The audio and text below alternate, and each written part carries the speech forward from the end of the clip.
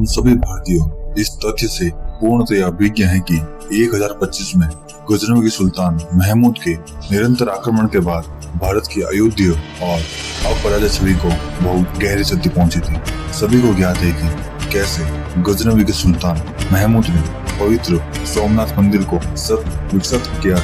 हम सब इस तथ्य से भी अवगत हैं कि महमूद गजनवी के इन निरंतर आक्रमणों के फलस्वरूप भारत पर मोहम्मद गोरी जैसे तुर्क सुल्तानों का प्रभुत्व जमाना सरल हो पाया था। पर इस तथ्य की कोई विवेचना नहीं करता कि क्यों महमूद गोरी भारत में अपने पांव जमाने में 1175 में ही सफल हो पाया और उन 150 वर्षों में ऐसा क्या हुआ कि कोई भी विदेशी आक्रांता भारत में अपने पांव जमा सकने का दुस्साहस नहीं कर पाया। नमस्कार, जय मां भारती।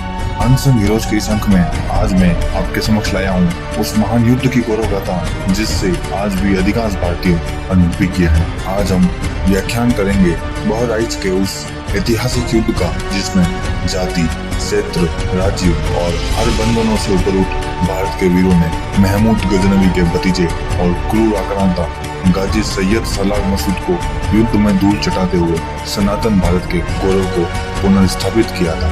ये कथा प्रारंभ होती है 1011 में जब अजमेर के मुसलमानों ने गजनवी के सुल्तान महमूद से स्थानीय हिंदू राजाओं के विरुद्ध सहायता मांगी। सुल्तान महमूद ने उनकी मांगों को स्वीकार करने के उपलक्ष्य में ये शर्त रखी कि अपने खुतबे के उपदेश में स्थानीय लोग उनका नाम भी लेंगे जो इनके प्रभुत्व को अजमेर पर स्थापित करेगा। इसे अजमेर के मुसलमानों ने सहर्ष स्वीकार कर लिया और महमूद के विश्वासपात्र सेनापति दाऊद बिन अताउल्लाह अलवी सलार ने जल्द ही अजमेर के राजाओं को पराजित कर पूरे अजमेर को सुल्तान के अधीन कर दिया। उसके प्रदर्शन से प्रसन्न होकर सुल्तान महमूद ने अपनी बहन का निकाह सलार साहू के साथ तय कर दिया। इस दंपति से 1014 में पैदा हुआ सैयद सलार मसूद जो अपने मामा के समान ही क्रूर और महत्वाकांक्षी था।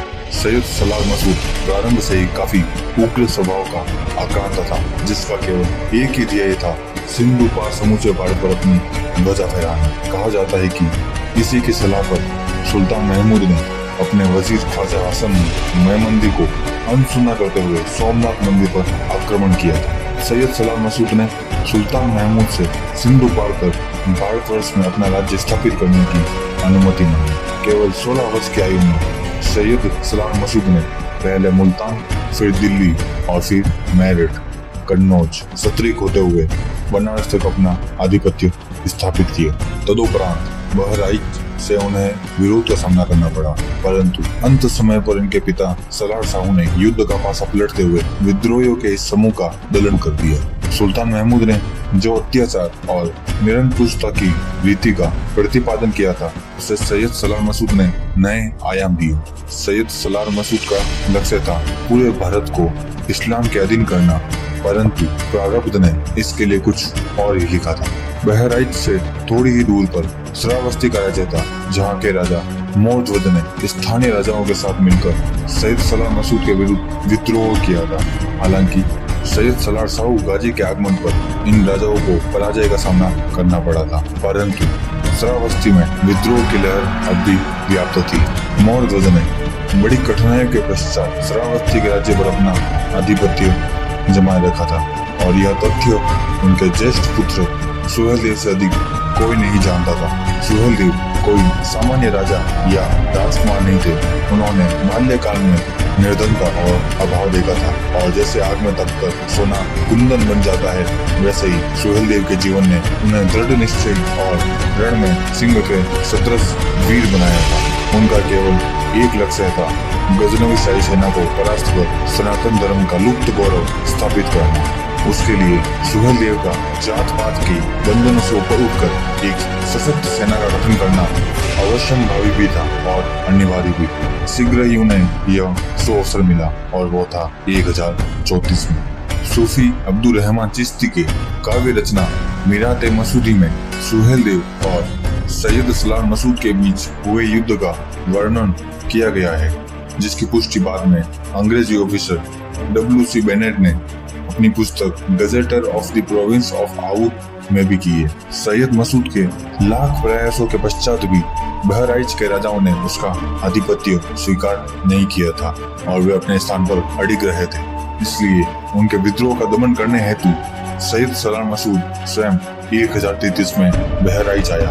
उसे तो लगा था कि वो अपने आधिपत्य को चुनौती दे रहे विद्रोहियों को कुचलने आया है, पर उसे कहा गया था कि वह यम के पास में बनकर बहराइच लाया गया है। जब सैयद सलार मसूद ने एक पवित्र सरोवर के पास सूर्य देव के मंदिर का खंडहर देखा तो उसे यह सहन नहीं हुआ कि आखिरकार इतना खंडित और जीर्ण शीर्ण होने के पश्चात भी वह मंदिर इतना भव्य कैसे दिख सकता है।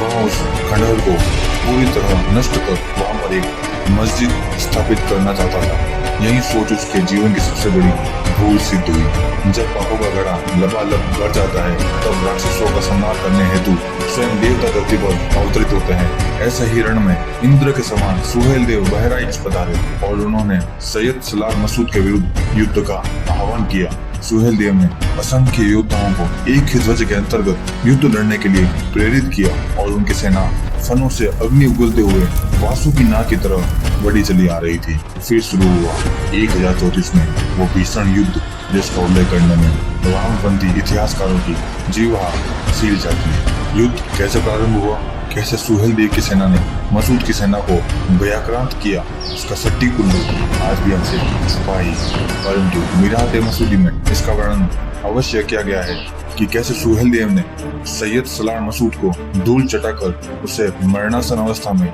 युद्ध भूमि पर तड़पने के लिए छोड़ दिया। सैयद सलार जो भारत को जीतना चाहता था वह अंततः चील, कौवों, कुत्तों, गीदड़ों और सियारों का आहार बना। यह युद्ध इतना भयानक और एक पक्षीय था कि इस युद्ध ने तुर्क आक्रांताओं के हृदय में भय स्थापित कर दिया। सैयद सलार मसूद की लज्जाजनक पराजय और उसकी निंदनीय मृत्यु का उन पर ऐसा असर पड़ा कि अगले 150 वर्षों तक किसी भी आक्रांता में भारत की ओर दृष्टि उठाने का दुस्साहस तक नहीं हुआ।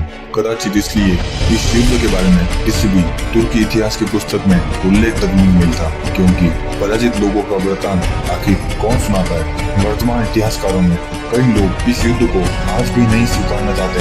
हो भी क्यों ना, जब किसी विदेशी आक्रांता को किसी भारतीय योद्धा ने इस तरह पराजित किया हो कि उसे अंत समय में पानी तक नहीं मिला हो, तो वो भला ऐसे छद्म इतिहासकारों के गले कैसे उतरेगा। इसे विडम्बना ही तो कहेंगे कि जिस सुहेल देव ने सैयद सलार मसूद को धूल चटा दी, उनके नाम पर कोई स्मारक तो छोड़िए कोई स्मृति शेष तक नहीं है। और वहीं सैयद सलार मसूद जैसा दुष्ट आक्रांता न केवल बहराइच में गाजी मियाँ के नाम से प्रसिद्ध है, बल्कि उसकी मजार पर कई वर्षों तक इतिहास से अनभिज्ञ हिंदुओं ने उत्सव भी मनाया। यह कथा थी शौर्य की कथा, सम्मान की कथा, असत्य पर सत्य की विजय की, और कथा वीर सुहेल देव के हाथों सैयद सलार मसूद के वध की।